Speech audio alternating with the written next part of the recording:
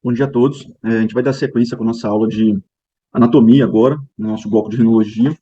Essa aula de anatomia ela vai entrar como uma aula extra para vocês, e não porque ela seja menos importante, tá bom? Não entendo dessa forma.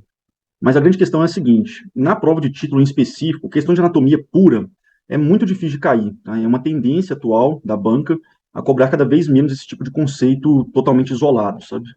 E com isso, a importância maior para a nossa prova realmente fica nos capítulos de doenças, conforme a Aline falou com vocês na primeira aula que ela deu de malformações nasais. Tá? Realmente, os capítulos de malformações, rinocinusite crônica, fístula licórica, rinossinusites fúngicas, tumores nasosinusais, né? Essas aulas que são assim imprescindíveis para poder ir para a prova, elas realmente são as que mais caem disparado, assim, muito mesmo. Mas a anatomia, ela é a base de qualquer cirurgião que se preze, né? Para você conseguir performar bem cirurgicamente e continuar seu projeto cirúrgico continuamente depois que você acaba a residência, você precisa ter uma base anatômica sólida muito forte, tá? Obviamente, a minha intenção com essa aula não é esgotar todo o assunto de anatomia, eu não tenho a menor pretensão de fazer isso, porque o assunto é enorme e tem muitos conceitos de anatomia que são extremamente avançados, que eu ainda estou em processo de estudo, inclusive, tá? Então, uma pessoa para falar que ela tem total domínio de anatomia, é um pouco de pretensão da parte dela, né? A anatomia sempre surpreende a gente sempre que tem que estar continuamente estudando, tá certo? Então, esse é um capítulo que eu vou dar para vocês com um enfoque muito mais prático do que o tratado dá, tá? Vou utilizar algumas imagens do tratado, mas muita coisa aqui não vai estar no tratado, tá bom? Por isso que eu coloquei ela como uma aula extra, tá certo? E depois, no final, vou mostrar para vocês como que os flashcards vão ajudar vocês no ganho desses conceitos anatômicos que é tão importante durante a residência e no pós-residência também.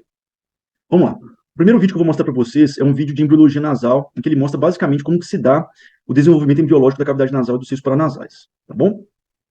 Aqui ele pega um embrião, ele bota primeiro no corte coronal, depois agora ele vai fazer um corte sagital, em que ele mostra como é que o saco nasal começa a se desenvolver em relação à cavidade oral. Ele mostra essa membrana oronasal, tá, que é a membrana bucofaríngea no futuro, e como essa membrana tem uma correlação bem importante com uma outra malformação que a Aline falou para vocês na última aula, que é a trisite coana, que a gente vai comentar um pouquinho. E logo na sequência ele mostra como que é o desenvolvimento desse palato, juntamente com o desenvolvimento das conchas nasais, tanto a média, a superior, quanto a inferior, tá bom? Esse vídeo aqui é só para deixar mais claro como que isso funciona ao longo das semanas de gestação. Aqui é uma imagem do próprio tratado, em que ele coloca para a gente como que se forma o palato. Tá? O palato, para ele ser formado, ele precisa de basicamente o desenvolvimento de dois eventos assim maiores. O primeiro evento vai ser a fusão dos processos palatais junto com o palato primário. Tá? É o movimento em que ele ocorre de lateral para medial e leva à formação do teto da cavidade oral ou do assoalho da cavidade nasal por meio do palato, né, que faz parte do osso maxilar. E o outro movimento muito importante é a descida da lâmina etimoidal junto com o septo nasal e o vômer para poder formar junto com isso tudo o palato que a gente conhece quando adulto. Qualquer problema na formação dessa estrutura durante a embriogênese vai levar a uma série de malformações, algumas delas muito conhecidas como as fissuras palatinas e as fissuras labiais, tá bom? Aqui um embrião de uma imagem que é retirada do tratado, tá certo? Em que ele mostra os placoides nasais, cavidade nasal, o ducto nasolacrimal e o olho, tá? Esses placoides nasais laterais e placoide nasal medial, eles são bem importantes para a formação de algumas estruturas, tá? Vide exemplo, o placoide nasal lateral, junto com o processo maxilar, ele vai formar o ducto nasolacrimal, né? E várias das malformações do ducto nasolacrimal vão acontecer por conta de processos embriológicos errôneos que acontecem com essas duas estruturas, tá? Então, o conhecimento anatômico nessa parte, ele é capaz de te predizer o que vai acontecer com o paciente caso ele tenha uma malformação nessa região. Conforme a Aline falou para vocês, por exemplo, né, a não regressão da dura mater vai ser o que vai dar origem, por exemplo, aos cistos dermoides e aos gliomas, tá certo?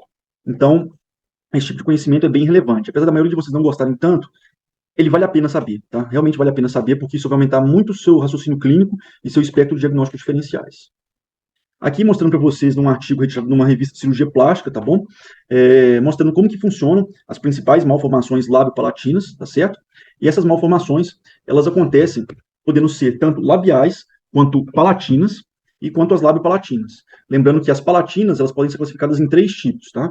Como as pré-foraminais, as pós-foraminais e as transforaminais.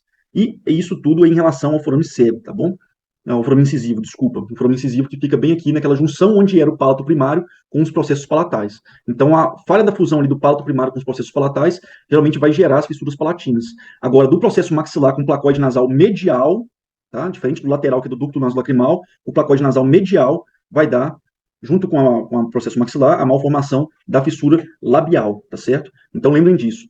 Palato primário com os processos palatais, problema nele vai levar às fissuras palatinas. Placóide nasal medial, com o processo maxilar, vai levar às malformações dos lábios leporinos. E isso pode acontecer em conjunto, tá? Você pode ter as duas malformações juntas ou de forma isolada. Aqui é uma outra imagem que tem no tratado em que ele explica sobre aquela membrana bucofaríngea que eu comentei com vocês. A permanência dessa membrana bucofaríngea é o que justifica uma malformação muito estudada por nós, que é a atresia de Coanas, tá certo? A Aline comentou com vocês na última aula de forma mais pormenorizada, mas só dando uma revisada com uma rápida pincelada aqui para vocês. A atresia de Coana, né? Lembra de Ana? Mais comum em meninas, tá certo? E mais comum também do lado direito, tá bom? A lateralidade dela mais comum vai ser unilateral, que é mais comum do que as bilaterais, e ela pode ter três formações, né? Três composições, sendo ela mista, que é a mais comum, que envolve osso e parte membranosa, a puramente óssea e a puramente membranosa. Lembrando que a mista é a forma mais comum, tá certo? Aqui para vocês mostrar uma imagem de endoscopia de uma atresia de Coana, uma que é unilateral e uma outra atresia de Coana que é bilateral, tá bom? Aqui numa imagem tomográfica, tá? Que eu retirei desse artigo, e o outro foi da Radiopédia, que é um site muito bom que também estuda radiologia, recomendo que vocês procurem lá também, mostrando uma atresia de Coanas, tanto a visão que a gente vai ter lá no corte axial, tanto no corte coronal. Tá? No corte axial, a gente observa uma atresia de Coana aqui com um componente misto, né? Você observa que tem parte óssea e uma parte membranosa, e é uma atresia aparentemente unilateral, né? Não vi os outros cortes, mas muito provavelmente unilateral. E aqui também a gente vê, nesse corte coronal, uma característica bem importante, que é o que a gente chama de medialização do processo pterigóide medial, tá certo? O processo pterigóide medial é uma lâmina que fica justamente nessa região aqui, tá bom? Esse aqui é o processo pterigóide lateral, e aqui a gente está vendo o processo pterigóide medial, ele sendo medializado, ou seja, ele fica mais próximo do vômer, tá bom? Então, se eles pedirem algumas características tomográficas para você de atresia de Coana, por exemplo, medialização do processo pterigóide medial é uma delas. Vômer em delta é outra delas, né? Aqui não está aparecendo vômer em delta, mas é basicamente o vômer que ele fica mais bojudo, ele fica mais alargado, tá bom? Juntando esse vômer mais alargado com essa medialização do processo pterigóide medial, dá uma característica de um shape muito, muito clássico assim da atresia de Coanas. Aqui nessa imagem é bem interessante ela mostra como funciona o crescimento dos seios paranasais ao longo da vida do indivíduo, tá bom? Mostrando aqui desde criancinha até ali por volta dos 20 anos, que é quando a gente tem nossa formação nasosinusal praticamente completa, tá certo? E aqui agora eu vou mostrar para vocês, eu tirei essa imagem desse artigo, um artigo muito bom, inclusive, de poder estudá-lo, tá? Essa parte de desenvolvimento da anatomia nasosinusal pediátrica, tá bom? E aqui, essa parte aqui em específico, presta bastante atenção que isso aqui costuma cair em prova, tá? Recorrentemente. Isso é uma informação no tratado que é muito jogada, você tem que ficar catando ela, tá? Então eu trouxe para vocês de forma bem mastigada, tá? Seio maxilar, crescimento intrauterino, começa com 9 semanas, é o primeiro seio a crescer, tá bom? É o primeiro seio do nosso corpo a crescer. Ele, por volta de 0 a 3 anos, ele tem um crescimento rápido. Lembra que o seio maxilar, ele vai crescer juntamente com a dentição. De 0 a 3 anos, está desenvolvendo a dentição de leite, então ele vai crescer rápido. De 3 a 7 anos, já vai ter lá uma dentição muito importante crescendo nessa época, né? Então ele vai ter um crescimento lento. De 7 a 12 anos é quando você vê o crescimento dos dentes permanentes, né? E o surgimento dos incisivos e dos premolares. Então ali já vai ter um crescimento mais rápido. Então lembra, intrauterino com 9 semanas, rápido, lento e rápido, tá? E a gente consegue ver ele em radiografias a partir dos 5 meses de idade, tá bom? Por volta ali dos 12 anos, ele já está praticamente do tamanho que tem que ser normalmente. Já o etimoide, ele cresce, o crescimento intrauterino dele começa no terceiro mês, o crescimento dele vai em torno aí de 1 a 12 anos, e ele é visto nas radiografias a partir de 1 ano, tá bom? Geralmente, quando a gente faz alguma radiografia, quando é bem pequenininho assim, até 1 ano de idade, o que a gente consegue ver é maxilar e etimoide, tá bom? Agora o seio frontal, crescimento intrauterino ali pelo 4º mês, ou seja, ele é um dos últimos a se desenvolver na parte intrauterina. O crescimento dele extrauterino ele começa a partir dos 5 anos de idade, então ele é o último seio a começar a se desenvolver e o último a se desenvolver finalmente também, tá? Ele só vai terminar o crescimento dele ali no final da adolescência. Já o seio esfenoidal, ele começa ali por volta do 4º mês também, intrauterino, quase que junto ali com o frontal. O crescimento dele é a partir do 3º ano de vida, tá certo? E o término dele ali é por volta dos 7 anos. Então, mesmo que ele comece depois do etimoide, o esfenoide, geralmente, ele termina o crescimento dele antes da finalização do etimoide, que vai até os 12 anos, tá certo? Então, assim, gravem bem essa imagem aqui, tirem print da tela, façam do jeito que vocês bem entenderem. Se tem algum conteúdo de picuinha que às vezes eles cobram, é isso daqui, tá? Isso costuma aparecer em questão de prova, e quando cai, é chato, porque é uma decoreba muito grande. Agora, passando para uma parte bem interessante, que já tem bastante aplicação cirúrgica, tá bom? Prestem muita atenção nisso, que isso realmente ajuda muito durante a residência, tá? Você vai operar cada vez mais na sua residência, quanto mais seguro o seu orientador tiver em relação com você. E sua segurança na hora que você estiver operando, basicamente consiste em você ser seguro na anatomia. Você saber que você não está entrando na órbita, você saber que você não está entrando no coco, no cérebro, você saber que você não está passando numa região que tem fragilidade, que é fácil de fazer fístula. Então, você conhecer isso, você mostrar para o seu orientador que você sabe disso, vai fazer com que você consiga fazer mais partes e mais passos cirúrgicos, tá? Eu falo isso por experiência própria. Dificilmente eu fui papado na residência durante cirurgias, tá? Porque eu sempre prezei muito por saber anatomia. Muito, desde o começo. Às vezes a parte de prevalência de doenças, etc., às vezes eu até deixava um pouquinho de lado e quis aprender depois, mais pelo R3. Mas anatomia é número um, cara, número um. Pra você fazer residência boa, tem que ser com anatomia na cabeça. Então, as lamelas etimoidais são basicamente projeções do osso etimoide para a cavidade nasal. Então, todas as lamelas são derivadas do etimoide. Ponto. Primeira lamela, processo uncinado. Processo uncinado a gente está vendo aqui, ó, nessa região, esse MUP, tá bom? Na tomografia, a gente vai observar ele bem nessa região, tá? Isso que é o processo uncinado aqui na tomografia. Esse instrumento aqui é um Seeker. Quando a gente entrar aqui, esse HSL é o hiato semilunar, que a gente vai conversar um pouquinho mais para frente. Então, uma estrutura bidimensional. Aqui, a gente vai observar as inserções possíveis do processo uncinado. O processo uncinado ele começa ali mais baixo, bem na porção mais inferior ali do meato médio, e ele faz em porção como se fosse uma foice, tá? Por isso que ele chama uncinado. Sendo que a porção mais posterior dele meio que acompanha ali o bordo inferior do seio maxilar, tá certo? E as porções mais superiores dele podem ter inserções diferentes. Um artigo que o professor Aldo Stan publicou, ele fala que não existe muito bem uma inserção única do processo uncinado. O processo uncinado, na verdade, possui inserções múltiplas, tá bom?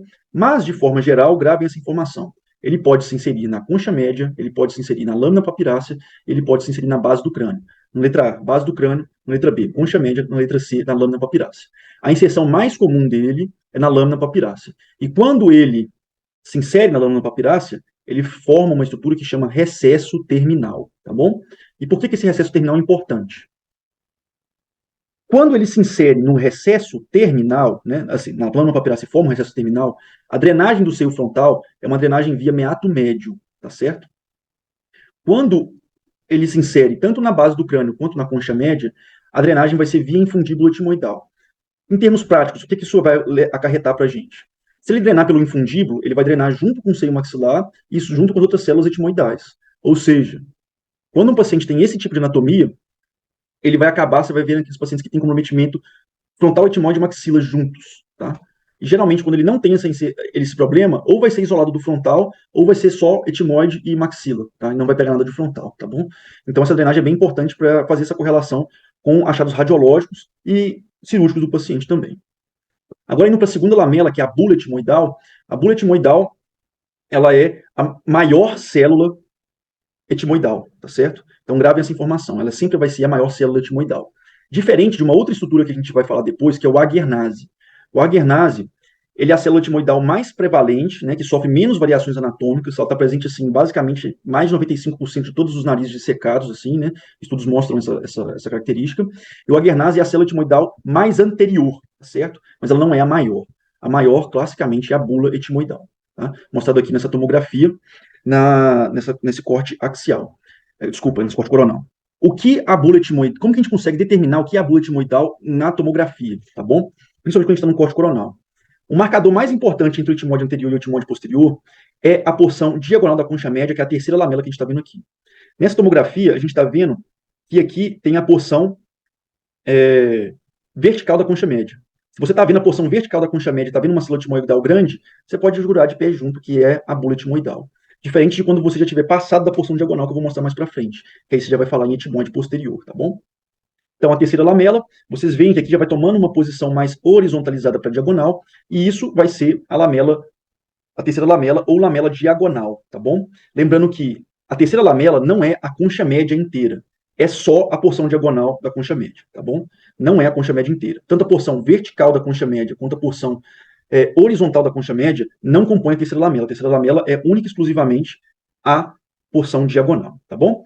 E quando a gente vê isso daqui, a gente já pode falar, daqui para cá é etimoide posterior, já não é etimoide anterior mais.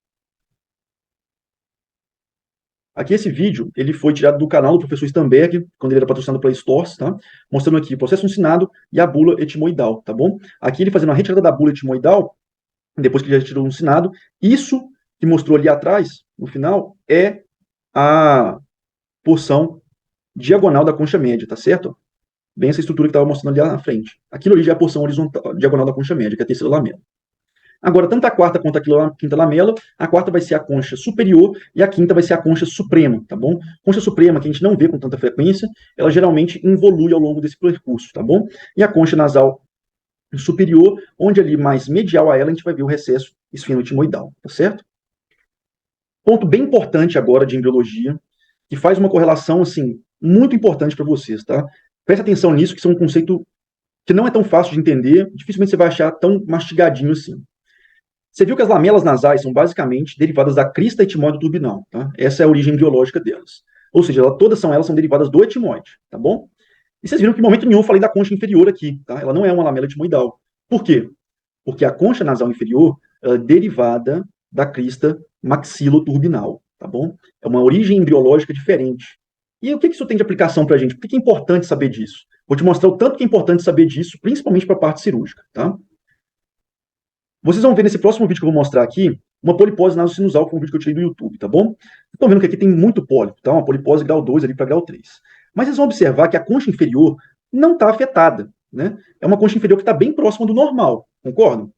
Por que isso acontece? Voltando lá. Isso acontece porque a concha inferior tem origem biológica diferente. Então, se você tivesse que falar uma polipose super extensa, tivesse que jogar de pé junto, qual a estrutura de uma polipose que não vai estar afetada? Com certeza você tem que responder que é a concha inferior. A que tem menos chance de estar degenerada com o processo polipóide é a concha inferior, sem sombra de dúvidas. E por que isso é muito relevante? Em muitas cirurgias de polipose extremamente extensa, a concha inferior vai ser seu único parâmetro fixo. Tá? E por que isso vai ser relevante para você? Na cirurgia de polipose nasosinusal, quando elas são muito extensas, geralmente a gente costuma fazer uma técnica anterógrada, tá? Para poder fazer dissecção pensando numa sinusectomia full house. O que significa isso? Geralmente, pela concha inferior, a gente consegue estimar onde vai estar o ósseo do seio maxilar, o ósseo principal.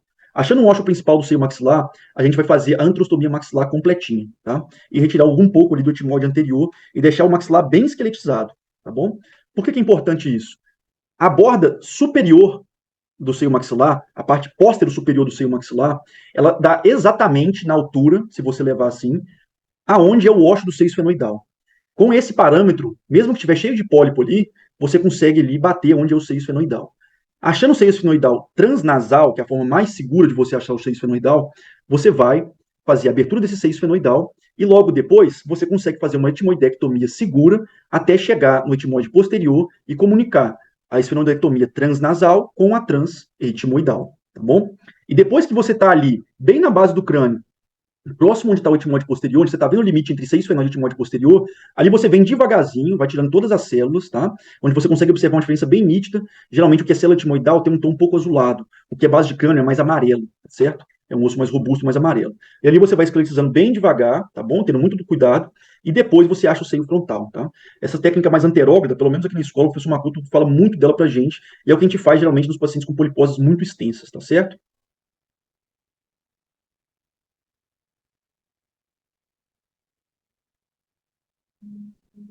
Aqui, vou começar a mostrar para vocês os conteúdos dos meatos nasais.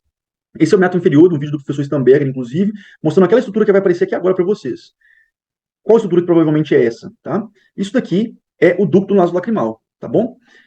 Por que vocês estão conseguindo ver ele daquele jeito, tá? Como se fosse assim, um rombo, assim, né? Não é comum você ver isso em pacientes, tá? Isso aqui é uma dissecção que o professor Stamberger estava fazendo. Esses vídeos até são bem engraçados, porque eles são da década de 90, cara.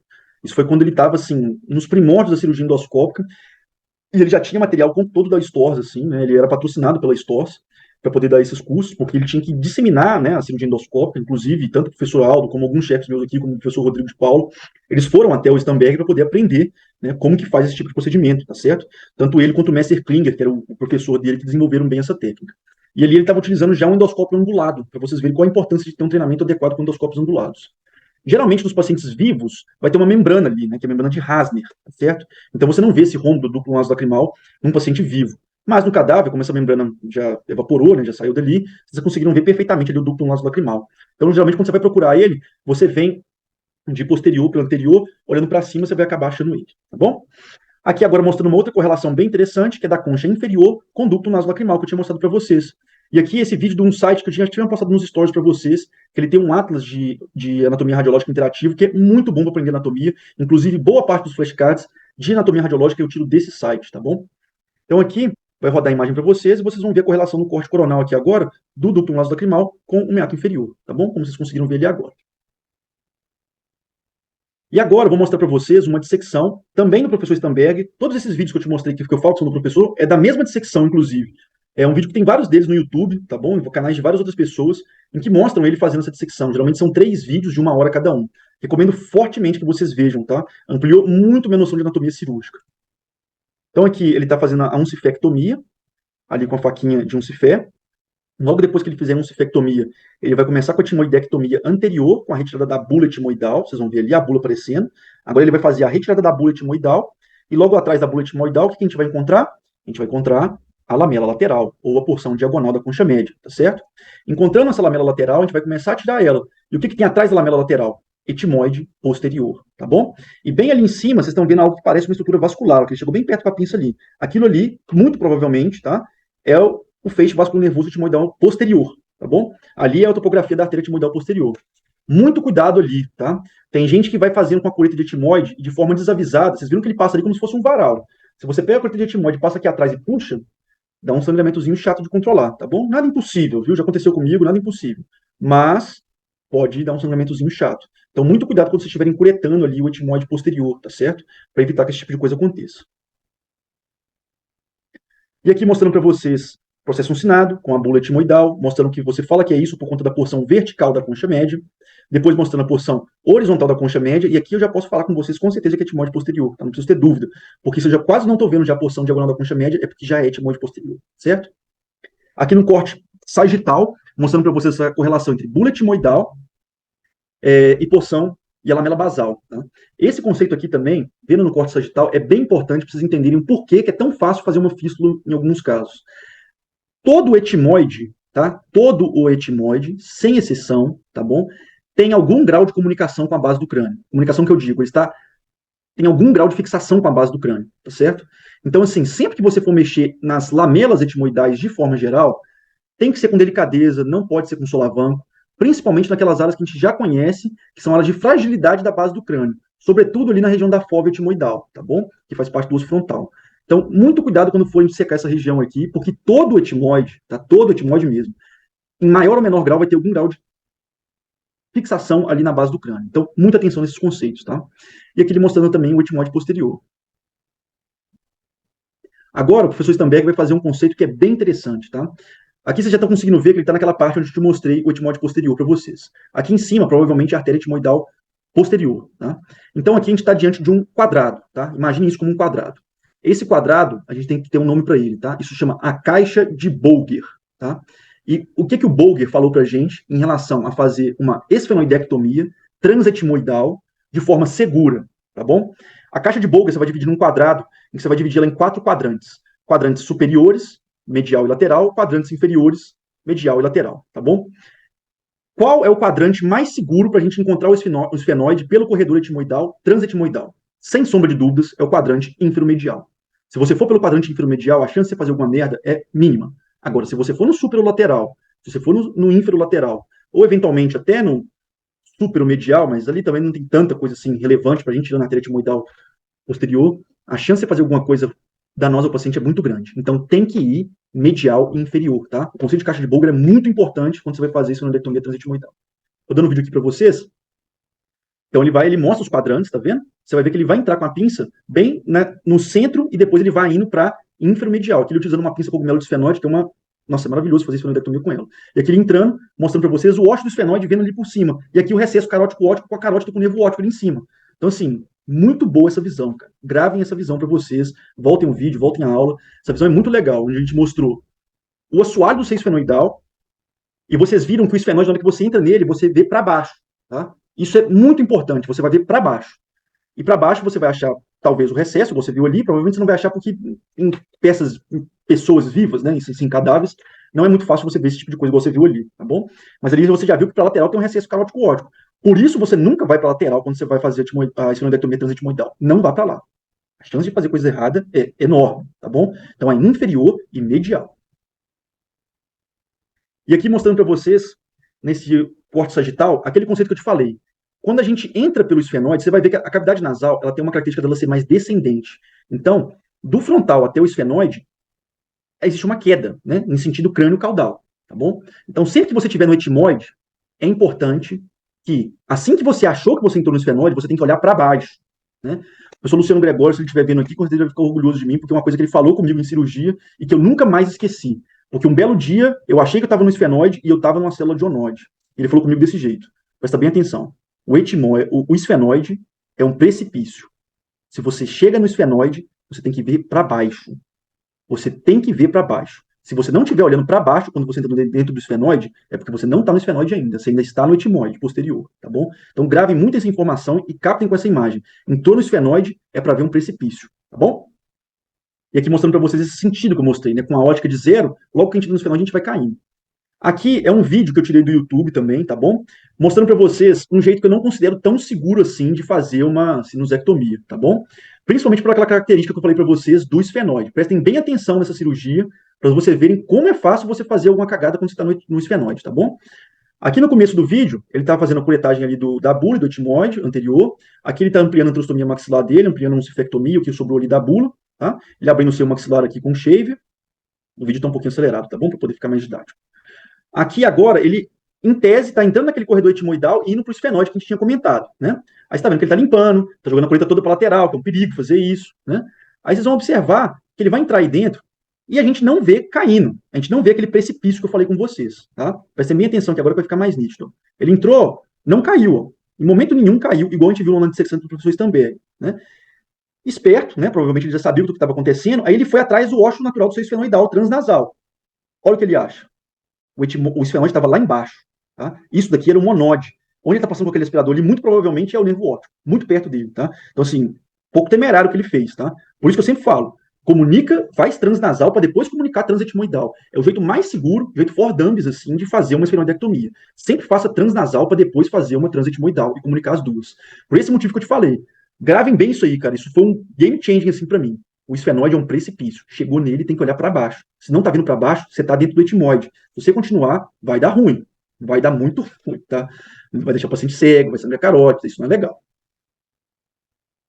E aqui mostrando para vocês um pouco em relação às drenagens, tá bom? Esse vídeo também é da mesma vídeo de secção do professor Stamberg, inclusive é editado e tá no site da STORS, tá? Se você entrar no site da STORS, vocês têm acesso a esses vídeos, tá bom?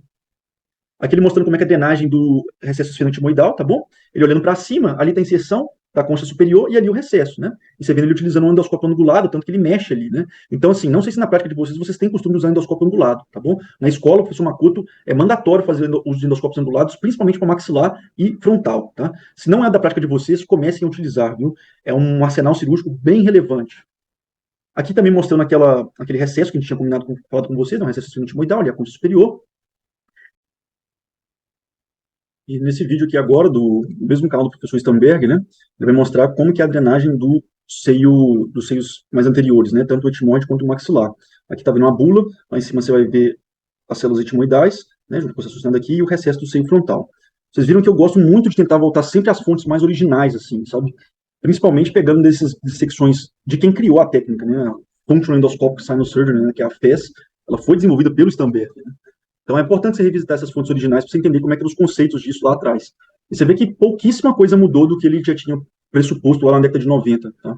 Ou seja, vocês verem o tanto que é impactante a técnica dele, né? Uma técnica que está aí há praticamente 30 anos, quase que sem nenhuma modificação mais grosseira assim, em relação a ela. Né? Óbvio que foram incorporadas coisas novas, mas o cerne, a base, continua basicamente a mesma. Tá certo?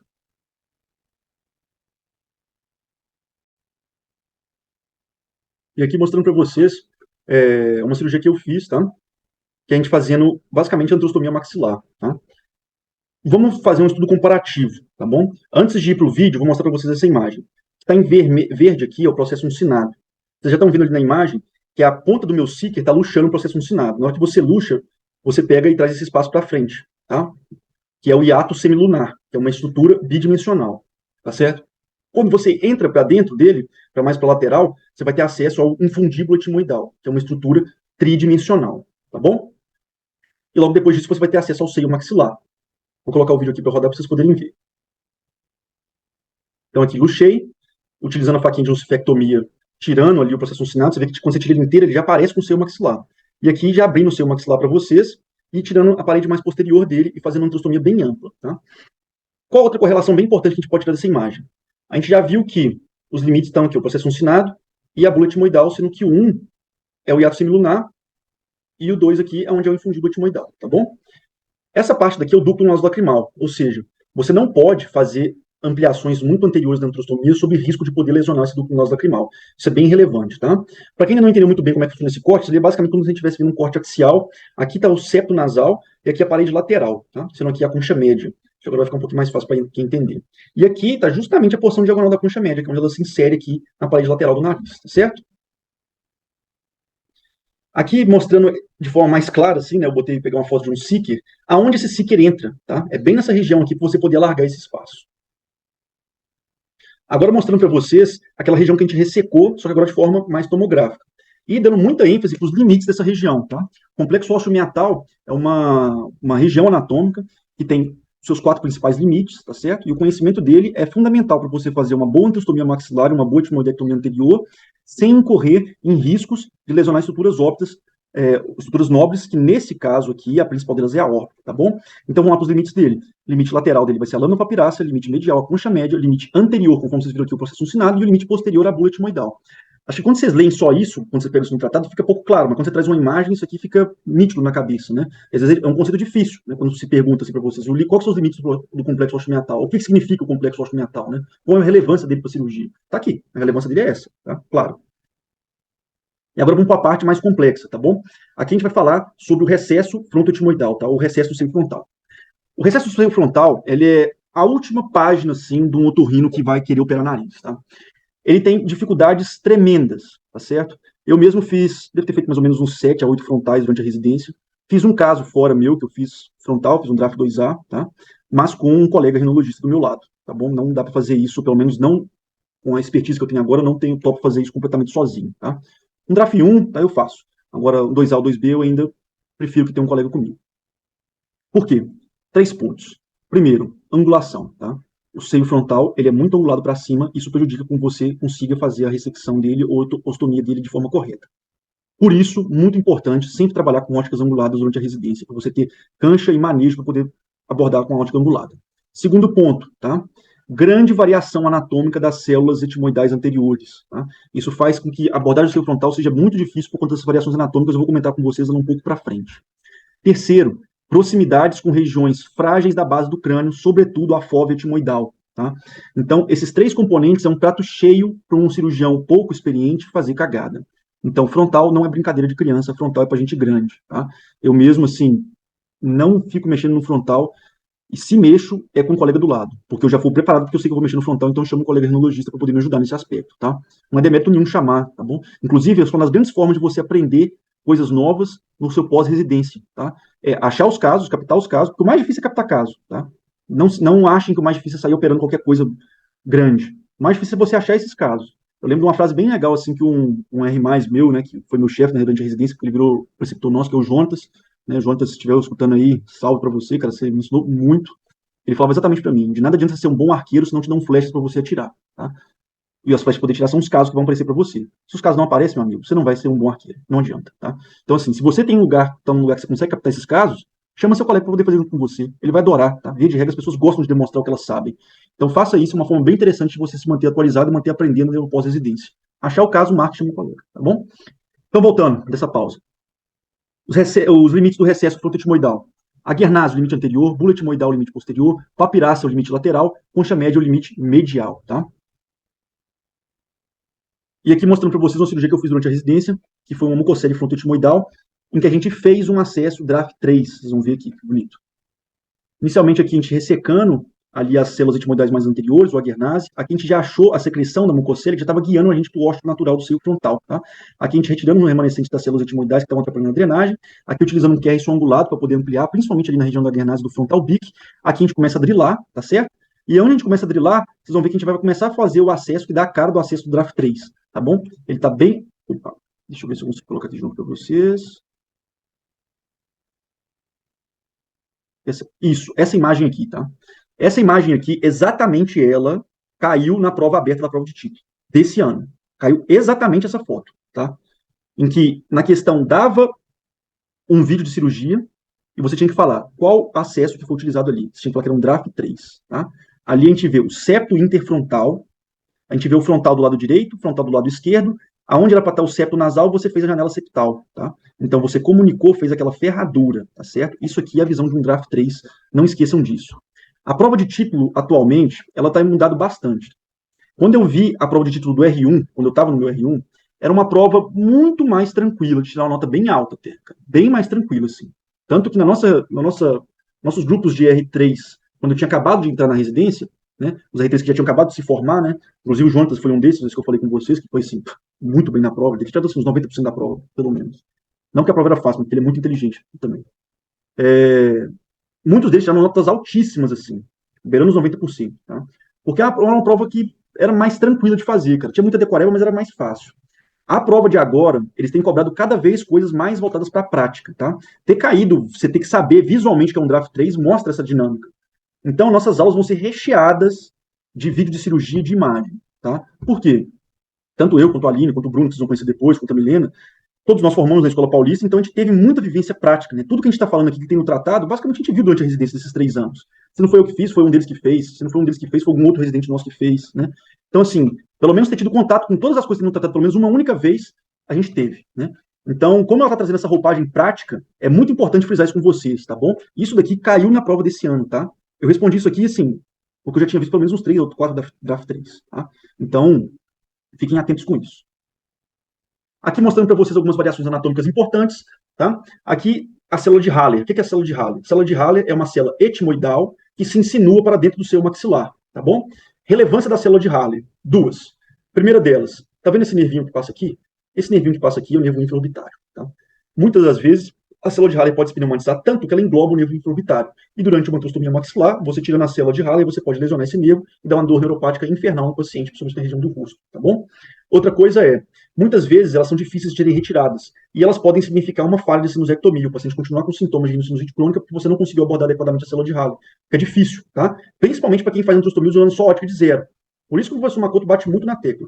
Para fazer maxilar e para fazer frontal, tem que estar em posse de ótica angulada. Para você falar assim, que você fez um procedimento seguro e amplo, né, abordando a doença da forma que ela merece, você só vai conseguir fazendo isso com o uso de óticas anguladas. Disso eu tenho certeza, nesses 3 anos ele me convenceu muito disso. Tá? E os grandes nomes de rinologia internacional e mundial usam, tá? Se você vai ver a aula do Tepedino, ele usa. Se você vai ver a aula do professor do Stan, ele usa. Se você vai ver a aula do Léo Balsalobre, ele também usa, tá? Então, é para usar a ótica angulada. Não tem como. Vai te dar muita cancha, muita expertise para você poder abordar essas doenças nas sinusais. Muito legal isso aqui agora, tá? Que vai fazer uma correlação com o que eu tinha falado antes. Isso aqui é uma célula de onode. O que é a célula de onode? É uma célula etimoidal que se pneumatiza em direção ao esfenóide, tá? Muitas vezes as pessoas veem a célula de onode no corte coronal e falam assim, isso aqui é um onode. Não é bem assim que funciona, tá? Células de onode podem ser recorrentemente confundidas com septações do seio esfenoidal. E como que a gente sabe diferenciar isso? Via de regra, as septações do seio esfenoidal, elas sempre vão em direção à carótida, tá? Sempre vão em direção à carótida, tá bom? E a célula de onode, não, tá certo? Só que se você bater o martelo assim, com certeza que é uma célula de onode, esse artigo aqui foi brilhante nessa colocação deles, em que ele coloca essa imagem uma comparativamente com a outra. O que ele mostra? Ele mostra que no corte sagital, você vê nitidamente que a célula de onode é uma projeção do etimoide para o seio esfenoidal, correlacionando com aquela cirurgia que aquele outro cara fez, que eu mostrei para vocês mais anteriormente. Provavelmente, quando ele estava fazendo a sinusectomia dele, ele estava aqui no etimoide, tão legal. Chegou aqui, ele achou que estava no esfenoide. Só que o esfenoide, lembrem, é um precipício. Para você ver o esfenoide, você tem que estar olhando para baixo, tá? E quando você chegou ali, você não viu para baixo. E ali ele foi procurando e viu, na verdade, na hora que ele estava fazendo a esfenoidectomia transnasal, o esfenoide estava mais para baixo, que ali ele estava no onode. Por sorte, não estava com o nervo óptico deiscente ali dentro, que poderia estar, ele estava passando com o aspirador lá dentro, tá? Poderia ter causado um dano sério para o paciente. Então, para quem está começando, como eu, tá? Eu faço desse jeito, porque você começa fazendo uma esfenoidectomia transetimoidal para depois fazer transnasal, você tem que ser experiente, cara. Tem que ter cancha, viu? Tem que ter cancha, não tem jeito. Eu não faço. Eu faço transnasal e depois comunico transetimoidal. Porque se fizer o contrário, a chance de você incorrer em um erro grotesco, grave, é grande, tá? Então, assim, esfenoidectomia for dummies, né? Para quem está começando, para iniciantes. Faça transnasal para depois comunicar transetimoidal. Essa é a regra básica para quem está começando, para não fazer grandes cagadas. Aqui é uma concha média bolhosa, tá bom? Que é uma variação anatômica bem comum. Muitas vezes a gente acaba abordando elas também, porque elas acabam comprimindo e deixando mais ocluído ali, né, o complexo ósseo-meatal e, por consequência, o fundíbulo etimoidal também. Agora a gente vai passar para a classificação de Kuhn, tá? Que são das células frontoetimoidais, tá certo? Por que é muito importante o que o Kuhn fez, o que alguns outros autores também fizeram, como o P.J. Wormald, que eu vou mostrar para vocês mais para frente? Por que é importante estudar essas células? Essas células apresentam uma grande variabilidade dentro da cavidade nasal. E elas estão justamente na região onde a gente aborda o seio frontal, tá? E por isso, por elas serem tão variadas, elas infligem uma dificuldade extra na hora que a gente vai abordar o seio frontal. Por isso tem tanta gente que estudou muito sobre elas, tá? E o estudo delas foi o que permitiu a gente fazer os acessos ao seio frontal de forma mais adequada, tá certo? A primeira delas é o Aguernase, que é a célula timoidal mais anterior, tá bom? O Aguernase, quando ele é muito pneumatizado, ele pode fazer com que o receptor frontal fique obstruído, certo? Então, não retirar o Aguernase completamente nessas cirurgias, via de regra, vai levar à falha terapêutica, tá certo? E muitas das vezes a gente gosta desse Aguernase com o quê? Ou com a cureta, etimoide, ou com Kerson. Particularmente, eu gosto muito do Kerson. Se você tiver um Kerson do lado, então, melhor ainda. Agora, a célula supraorbitária, tá? Muita atenção com essa célula. A célula supraorbitária, ela basicamente se pneumatiza para cima da órbita, tá bom? Então é muito comum as pessoas às vezes confundirem achando que isso daqui é um frontal, só que não. Isso daqui é uma célula suborbitária, porque ela está acima da órbita. E nos cortes axiais é muito comum ela confundir com septações do seio frontal, tá? Septações do seio frontal, principalmente essas mais posteriores, talvez não seja uma septação do frontal verdadeira. Muito provavelmente é uma célula supraorbital. E qual a correlação que ela tem bem relevante, tá? Muitas das vezes, tá certo? A célula supraorbital faz com que a gente observe essa estrutura aqui na seta vermelha. Isso aqui é o timoidal knot. Isso aqui é evidência de que tem uma artéria timoidal anterior saindo da órbita em direção à cavidade nasal. É um dado muito importante de você ter analisado isso de forma pré-operatória. Vocês estão vendo que aqui é uma timoidal intranasal. Timoidais intranasais, mais susceptibilidade de chances de ter lesão no intraoperatório, tá bom? E dessa imagem aqui, eu não coloquei essa classificação na nossa aula, porque, igual eu falei para vocês, não é intenção minha esgotar o assunto anatomia, tá? Isso é um assunto praticamente inesgotável, tá bom? Mas um outro dado importante é, vocês estão vendo essa estrutura? Isso aqui é a lamela lateral do osso etimoide. E ela vai se articular com a fóvea etimoidal, que é do osso frontal. Sendo a fóvea etimoidal que está nessa região aqui, o ponto de maior fragilidade ali da nossa base do crânio, tá certo? Que é onde, quando tem fístula, é onde acontece. Aqui não é bem essa região, tá bom? Porque isso aqui é a célula supraorbital. A fóvea vai estar um pouquinho mais anterior, tá certo? Mas é bem próximo ali do que seria a fóvea. O que a gente observa? Vocês estão vendo que a lamela lateral tem uma certa altura, tá? E essa altura possui uma classificação para ela, que é a classificação de Keros. Essa classificação ela é feita de 1, 2 e 3. A classificação de Keros 1 é de 1 a 3 milímetros, Keros 2 de 4 a 7 milímetros, Keros 3 de 8 a 16 milímetros. Quanto maior a classificação de Keros, maior a chance de você ter uma lesão de base de crânio durante uma cirurgia, tá certo? Esse dado aqui é importante. Células frontoetimoidais, que aí entra na classificação de Kuhn. Célula de Kuhn tipo 1. Tipo 1 quer dizer que está abaixo do recesso e é uma célula só. Tipo 2, abaixo do recesso, duas ou mais células. Tipo 3, já se insinuou para dentro do recesso, mas menos de 50% dela está dentro do recesso. Tipo 4, quanto mais de 50% dessa célula está dentro do recesso, tá bom? Esse tipo de célula frontoetimoidal, quando está lá dentro, cara, para tirar isso aqui é difícil, tá? É difícil. Principalmente essa mais lateral aqui. Para você falar que você conseguiu tirar ela de forma endoscópica, olha, eu truco. Tem que ser muito bom para tirar isso de forma endoscópica. Via de regra, acabam fazendo acesso externo com incisão de Lynch para poder fazer essa ressecção dessa célula frontoetimoidal lá dentro, tá bom? E isso pode levar a muitas falhas em sinusectomias. Agora, entrando para uma outra classificação, essa classificação a gente vê mais na classificação do artigo que eu vou mostrar na frente do PJ Wormos, tá? Não vou entrar nessa seara, tá bom? Isso daqui é relativamente complexo, tá? Eu poderia até explicar para vocês em uma outra aula, dá para explicar tranquilo. Só que isso não tem no tratado, vai tornar a aula mais extensa do que o necessário, mas é importante que você saiba, tá? A gente tem a célula suprabular e a célula frontobular. A célula frontobular, por definição, se insinua mais do que 50% para dentro do seio frontal, tá? E a suprabular, não. Tá certo? Basicamente isso. E também tem a célula interfrontal, que fica entre o seio frontal, né? É como se fosse o septo interfrontal pneumatizado. É essa célula que a gente está vendo aqui, certo? E esse é aquele artigo que eu falei com vocês, da International Frontal Sinus Anatomy Classification, né? A gente vê aqui que é do Peter John Wormos, né? Esse monstro aí da rinologia, né? Para quem foi no rinólogo ano passado, ele deu uma aula à distância. É fantástico. O canal no YouTube dele também é muito bom, vocês poderem aprender uma série de coisas, tá? Agora a gente vai falar basicamente da uma parte mais rápida, que é da vascularização do sistema carótido interna, sistema carótido externa, que compõe a vascularização nasosinusal. Na carótida interna, a gente tem a artéria timoidal anterior e a artéria timoidal posterior, carótida externa, esfenopalatina, artéria palatina maior e artéria labial superior, tá bom? Aqui a gente vai ter essa formação que a gente disse para vocês, e bem nessa região onde você tem o ramo septal da artéria labial, a gente tem também a artéria incisiva, né? A gente tem comunicações da artéria timoidal anterior e comunicações da artéria esfenopalatina nessa região, que é a área de Little, onde forma-se o plexo de Kisselbach, tá? que é uma rede anastomótica que tem aqui mais anterior, né, que é onde é a principal fonte de sangramentos nasais em geral, certo? E agora a gente vai falar um pouco da inervação da cavidade nasal. Concentra um pouquinho aqui, que esse conceito ele é pouco falado na maioria das aulas, tem poucas pessoas que se aventuram a explicar ele, tá? Essa imagem aqui dá para eu explicar muita coisa legal para vocês, tá bom? Então dá uma respirada, vamos com tudo para poder explicar essa próxima parte, tá? O que é essa estrutura que está marcada em azul aqui, tá bom?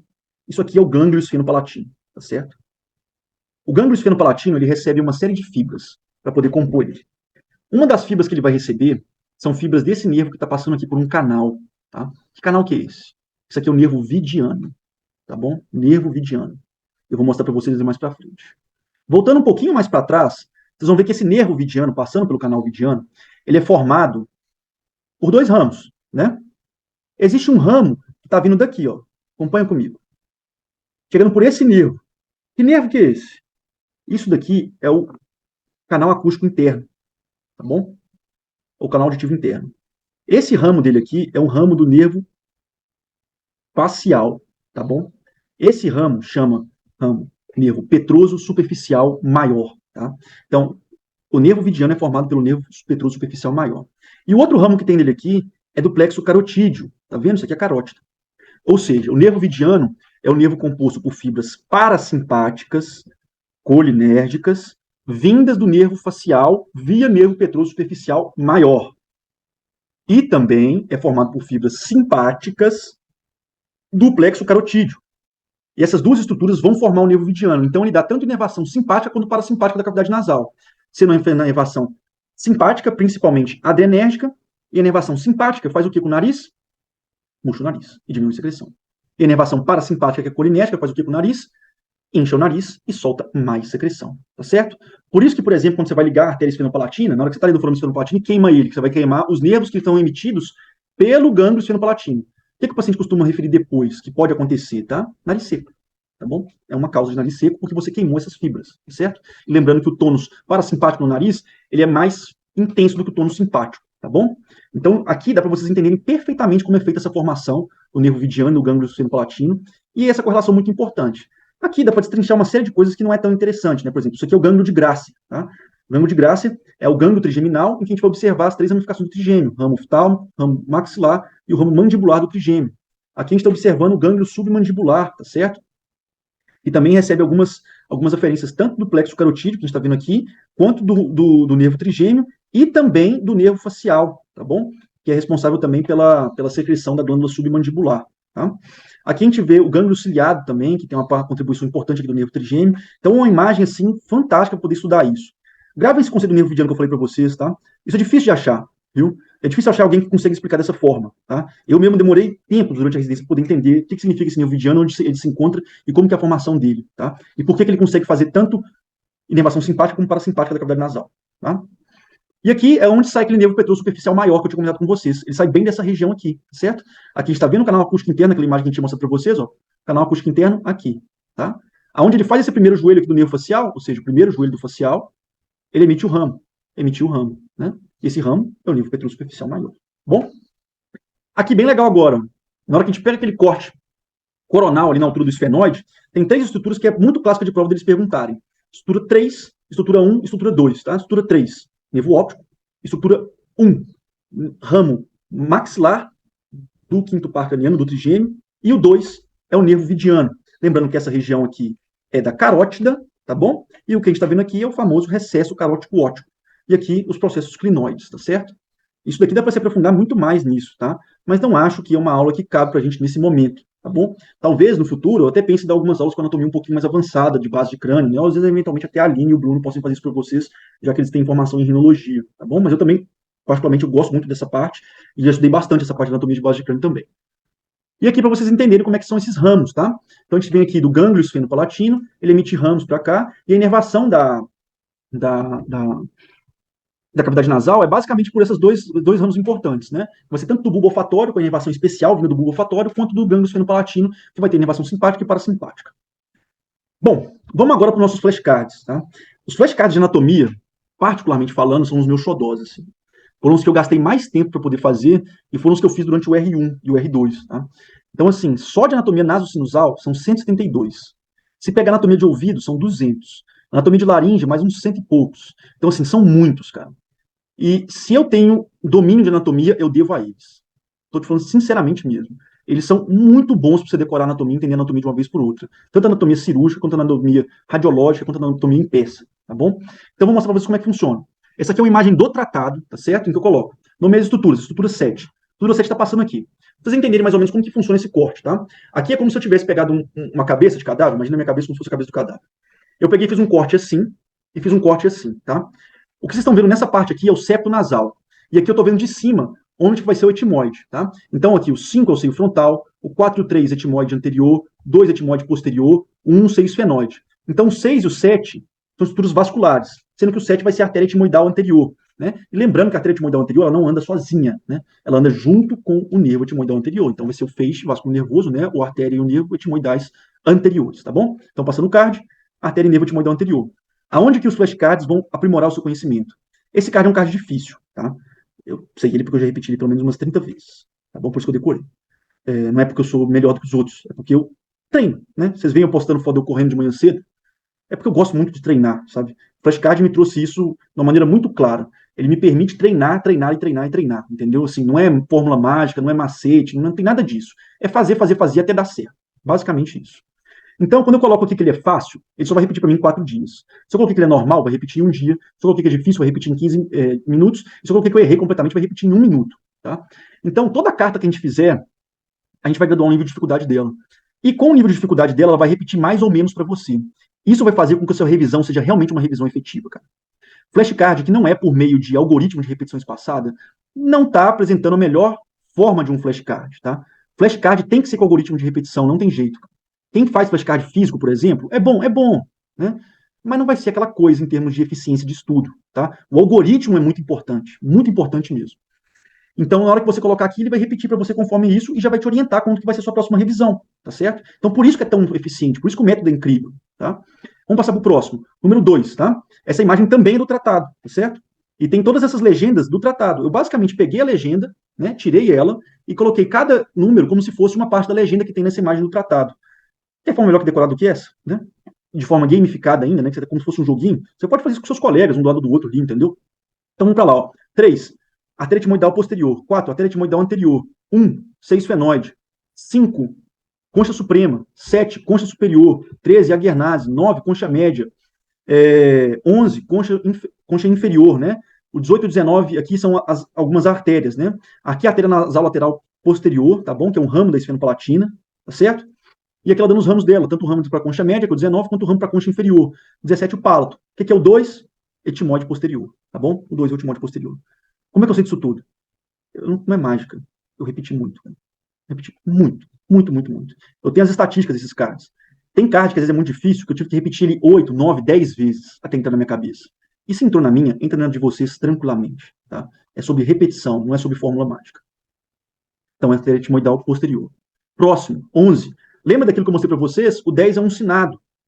Se está entre um sinado e a bula, e aquela estrutura bidimensional onde entrei com o Seeker, o que é isso? Hiato semilunar. O que vai estar para a lateral do hiato semilunar? Um infundíbulo etimoidal. Outra imagem que é do tratado, tá bom? Nada que eu peguei aqui foi fora do tratado quando eu faço os flashcards. A aula em si tem muita coisa que é fora do tratado, que eu quis dar uma conotação mais prática para a aula, tá bom? Mas os flashcards são todos da parte de anatomia do tratado. Então, hiato semilunar. Próximo, 4, tá? 4 eu tinha falado com vocês naquela hora, artéria etimoidal anterior, não tem segredo. Vem aqui, um dia fácil, normal, difícil, e repetir. E vale lembrar o seguinte, por que o aplicativo é tão bom, tá? Porque eu tenho um nível de dificuldade X, vocês, cada um de vocês vai ter um nível de dificuldade Y. E esse algoritmo se adapta à resposta de cada um de vocês. Então a frequência que um card aparece para mim não vai ser a mesma frequência que o card aparece para você, que não vai ser a mesma frequência que o card vai aparecer, por exemplo, para o seu R igual, né? Por isso que não é tão interessante assim você dividir o seu acesso aos flashcards, porque isso vai deixar seu algoritmo totalmente distorcido, tá? Então, assim, não recomendo que você divida sua conta com alguém, por esse motivo, tá? Não é porque assim, não quero passar por conta de questão mercadológica, porque senão eu ia ganhar mais dinheiro. Não, não tem a ver com isso, tá bom? Ó, porque tem um pouco, tá? Não sei pouco. Mas o principal é porque vai zoar o seu algoritmo, vai deixar ele descaracterizado e vai deixar que a sua revisão não seja tão efetiva quanto ela poderia ser, tá bom? Anatomia da cavidade nasal. Nos casos em que o processo uncinado se insere na parede nasal lateral, onde ocorre a drenagem do seio frontal. Quando é na parede vasal lateral, é na lâmina papirácea. Se é na lâmina papirácea, forma um recesso terminal. Se é no recesso terminal, é via meato médio, tá bom? Então, meato médio, e aqui uma imagem para vocês poderem ver. No aplicativo, essa imagem fica maior, tá? Eu só não aumentei muito para não distorcer tanto aqui. E aqui você gradua conforme eu tinha falado. Aqui, pegando aquelas imagens que eu coloquei para vocês, inclusive imagens que estavam na nossa aula, tá bom? Que é daquele site que eu tinha pegado, que é o de Anatomia Radiológica da Universidade de Washington, tá? Então, é um site fantástico para poder aprender anatomia radiológica. O que está apontando aqui? Esse daqui de cima, seio frontal. Daqui, etimóide anterior. O daqui, lamela lateral, tá? Ou lamela diagonal, que é a terceira lamela. Aqui, etimóide posterior, aqui esfenoide, aqui concha média, aqui concha inferior, tá bom? Então, isso aqui, etimóide posterior. Posterior, etimoidal sinus, visto num corte sagital. Não sei se são tantos de vocês que têm essa capacidade de ver etimoide em corte sagital. Eu não tinha. Estudar por isso e repetir tanto me tornou apto a poder fazer isso de forma rápida, sem precisar ficar pensando muito, tá bom? Agora vamos para aqui. Lembra? Crista galli, lâmina cribiforme, e aqui tem aquela lamela lateral do osso etimoidal, que eu tinha falado com vocês, né? Que tem a classificação de Keros, os tamanhos e tudo mais. E bem aqui na lamela lateral, do lado dela vai ter uma outra estrutura. Qual que estrutura vai ser essa? Essa é a fóvea etimoidal. Fóvea etimoidal, apesar de ter o nome etimoidal, ela é do osso frontal, tá bom? E essa é a região mais frágil da base do crânio, tá certo?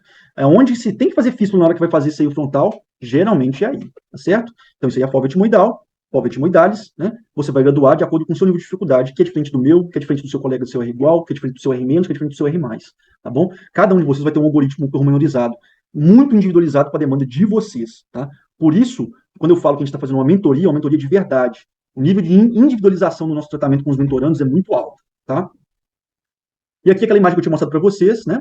Então vai, ó, eu já tinha falado, vidiano, V2 do maxilar, carótida, óptico, processo crinoide, recesso carótido óptico. O que é isso daqui? V2. Não tem dúvida, né? VC, eu coloquei a legendinha aqui para vocês, que era VC, tá bom? Com isso aqui a gente acaba essa nossa aula.